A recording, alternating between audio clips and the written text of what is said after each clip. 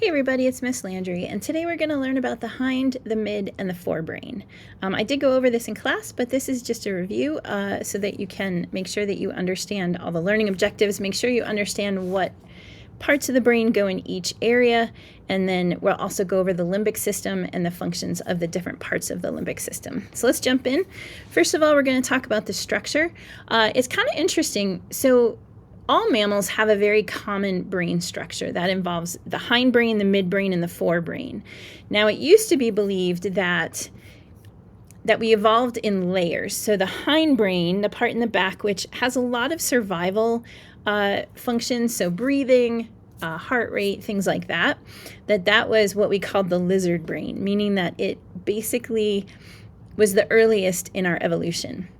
And then as we branch off from other mammals, we start to build more complexity. Well, that's a myth. This video right here that is linked, take a look at that video. It goes kind of through the myth of that idea of the layer of evolving. The truth is, the difference is based on how long it takes our cortex to develop. So if you look at a human brain versus a mouse, and let me go to the next page so I can show you what that looks like. A mouse's brain only takes about 60 days to develop. And when I talk about the brain, I'm talking about the cerebral cortex, so like the meaty part of the brain. So here you see it takes 60 days start to finish. Humans takes about 25 years.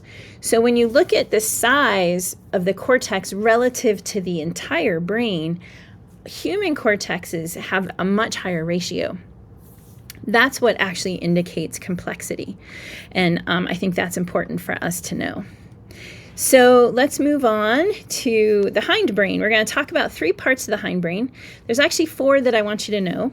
So in order to orient yourself when you're doing anything with a brain, I want you to always start to look for the spinal cord, okay, or the cerebellum, either one of those. That's going to indicate that it's the back of the brain. Okay, so kind of orient yourself so the eyes of this person would be right here, looking out this way. All right. The first thing I want you to know about is called the pons. And pons is Latin for bridge. And, the bridge is basically what coordinates messages from the brain to the body. So I want you to think about it as being a connection or a bridge between the brain and the body. Both hemispheres speak through the pons. It sends signals to your body to move and react. And it's very important, both to and from the body. If you have a stroke or damage to your pons, sometimes people have a syndrome called locked-in syndrome. And this is just a horrific syndrome where they are fully aware, they are conscious, they're cognitively aware, but they can't respond. They can't move, they can't blink in response to something. And so a lot of times people think that they are brain dead. Take a look at this video of a guy who went through this and actually survived, but he talks a little bit about what it was like to be laying in the hospital bed while people were talking about taking him off of life support. And he's fully aware and he can't tell them, I'm here, just stop. It's really heart-wrenching to watch that video. It's a short video, it's about 2 minutes. So think of the pons as the bridge that coordinates and messages from the brain to the body. Next, we have, I'll move this little video, we have the cerebellum. In Latin, cerebellum means little brain, and as you can see, it kind of looks like a little brain. It has all the gyri and the sulci, the little bumps and the valleys, just like our brain does. This has to do with muscle response. It maintains your balance. It helps you understand where you are in space. This is the part of the brain that is really affected with alcohol. So when you see someone doing a field sobriety test or a DUI test, they're testing to see if the cerebellum has been affected by that alcohol. Next, we have the medulla, sometimes called the medulla oblongata, and this controls heart rate, blood pressure. This is really the survival portion of your body. So if you damage your medulla, the chances of survival are quite low because this controls your breathing. So medulla, you can see right here. I think I've always said in class, think of Medusa, and from Greek mythology, if you look at Medusa, you turn to stone. So I always think of, okay, if you're stone, you're dead. So the medulla is like turning to stone. anyways, one last thing I want you to know in the hindbrain is something called the reticular formation. And the reticular formation is a very small bundle of nerves, and it is found, let me get a pen and show you kind of where it is. It's kind of like right along, it goes from the pons kind of down to the top of the spinal cord like this. You can kind of see it right here. And this is very an important area of nerve bundles that are responsible for consciousness. So if you're feeling super alert, that means your reticular formation is active. It's involved in creating your diurnal cycle, so your 24-hour sleep cycle and day cycle. And so it's very, very important. This is oftentimes what is affected in a coma. So hopefully that helped with the hindbrain. The midbrain is quite easy. It is literally just in the middle. And all I want you to know is it's right above the brainstem or the hindbrain. So it's right above the pons. And this is the connection between the brain and the spinal cord. So if you remember, we talked about the pons being the bridge. This right here is the pons, okay? And so this midbrain that sits right on top of it, the messages come through the midbrain into the pons, and then it decides where to send that message. It also goes the opposite direction. Now, what's really interesting is that a lot of dopamine is produced in the midbrain in an area called the substantia nigra, and Alzheimer's patients often have a lot of damage to the midbrain. And so when that damage occurs in the midbrain, those cells are no longer able to produce enough dopamine, and you get a lot of Alzheimer's symptoms. Okay, moving on. That was it for the midbrain. Super simple. So just remember, midbrain and the pons kind of work together to send the signal to the body. All right, the forebrain. The forebrain is basically the meat of the brain. It's the cortex. So you've got your corpus callosum. That's the part that connects the right and left hemispheres.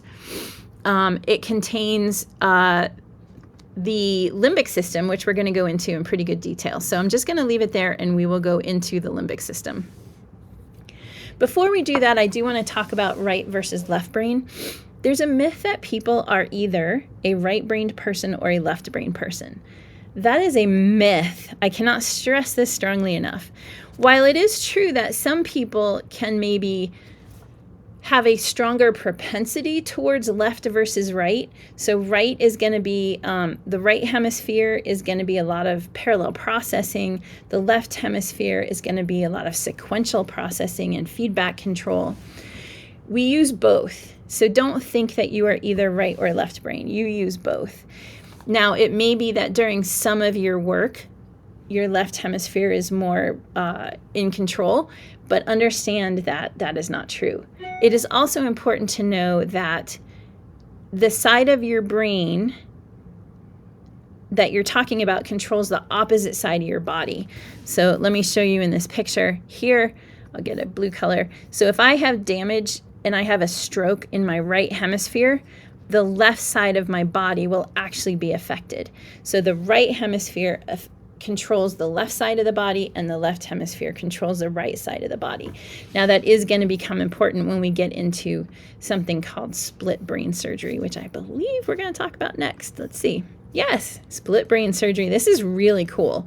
So a split brain surgery was done, I think it's still performed. It's not as performed as often, but it controls seizures and epilepsy that have become something that the patient can't live with. And so what they'll do is they'll disconnect the corpus callosum so that the two hemispheres can no longer communicate with each other. What's important about this is the effect, and it was kind of surprising. So if you picture there's a wall here, all right? My left eye sees what's in the left visual hemisphere. My right eye sees what's in the right visual hemisphere. Good so far? So if you look at this picture, here's a shovel, okay? So the right eye is going to see the shovel, and the left eye is going to see the soccer ball. Now what happens is that information passes to the opposite sides of the brain before the corpus callosum.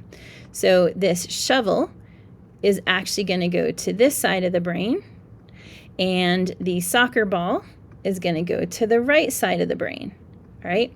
Now, what happens now is, remember that what did I want to say? Remember that speech and language is all on the left side of the brain. Oh my God, I cannot write. Speech and language. That is awful. But speech and language is on the left side of the brain. So the shovel, okay, goes to the left side of the brain, and the brain can put words to what they're seeing. And it can say, I see a shovel, okay? But now I want you to think about the soccer ball. So the soccer ball is going to the right side of the brain. Now what would normally happen, come back to this picture over here. So here's the soccer ball, okay? The brain recognizes the soccer ball, but it cannot send the signal across to the left side where your language centers are. So even though your brain is seeing the soccer ball, it cannot consciously come up with language to indicate that it saw a soccer ball. So this person, if they had a split brain surgery, would only say that they saw a shovel. Now remember though, that the right side of the brain controls what side of the body? It controls the left side of the body. So if I ask this guy to take a pencil in his left hand and draw what he saw, he would draw a soccer ball. It's absolutely crazy. I know this is confusing, and it's confusing for everybody, including scientists, but we will go over this in class and make sure that you have a good understanding of split brain surgery. I'm going to pause here, and our next video will be about the limbic system. Thanks, guys.